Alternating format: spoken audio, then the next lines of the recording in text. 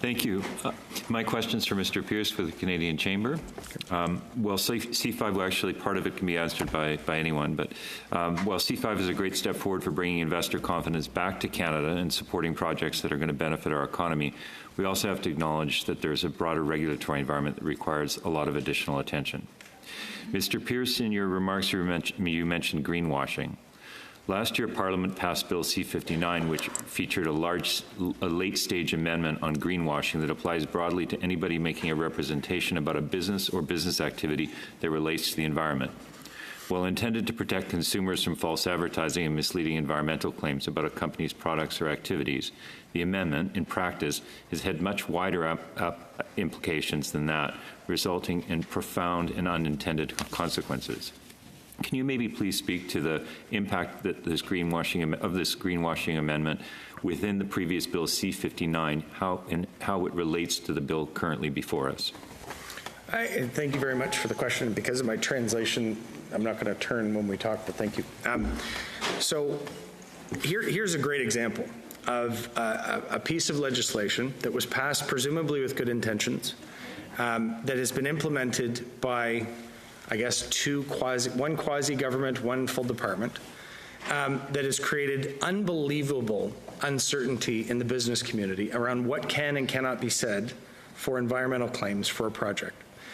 And so much so, and this is, I do not know of another example of this, the Department of the Environment and Climate Change wrote into the Commissioner of Competition's public consultation process to highlight the risks of this measure. That it would quell or stifle the participation of industry working with them. One example is C-59. There are a litany of others. The problem with that is the business community sits back and says, well, where are we going to deploy funds? Where are we going to invest? What projects are we going to invest in? And when they see a regulatory environment like that in Canada, they choose elsewhere. Because from their end, why would they put themselves at risk? The penalty for a greenwashing violation, I believe, and I'm going to look back to my boss just to make sure I'm getting this number right, is 3% of global revenues. So find me a mining company in the world that is going to take that risk. So that comes into that's already into force. There's some clarification coming into the Commissioner of Competition's office recently that's in with industry right now. But there's a private right of action section that comes into force on June the 20th. This month, and any organization can sue a company for making a false or misleading claim that doesn't align with an international standard, and that international standard is not defined. So it doesn't say what that standard is that you should be shooting for. And I can tell you, I've talked to businesses specifically, they will not invest when that's the climate that they're looking at in Canada. And that's one example of many. Thank you. Thanks for the question. Thank you.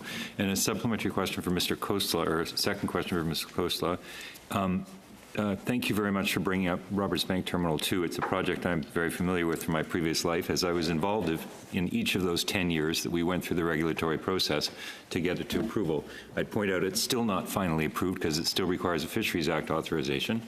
But is there anything that we should be considering in terms of this legislation in relation to making those connections between some of the inland projects and, say, gateways, transportation corridors, those kinds of things? Because if we build one great thing in one part of the country, if it's not connected to the other, it's not going to do us very much good.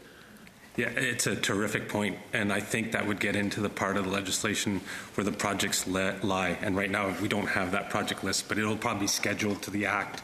And I think once that project list emerges, you'll start to see, what the variety of items that are out there. And we need to ask the serious question of, can you monetize those? So, for example, when I talk about financing, every one of those projects, as they get on that list, we should be able to say they're financially secure. We do not want bad projects going through the system. That means environmentally, that also means financially. But financial security or whether they're investable means also that whatever they do, they can reach other markets, they can help other areas. So you've got to think about it in two ways. And this is why that office, whatever it does, is super critical. It cannot just be on the regulatory side. It absolutely has to look across the board, like you said. And as far as RBT2 goes, or any other gateway out west, to my mind, and I think many others, like there's port access problems in this country. And we can talk about Churchill, that's great. That's a great, Churchill, Manitoba, that's a great long-term kind of concept. But out west, we need something. RBT2 hopefully will be approved way before this list ever happens.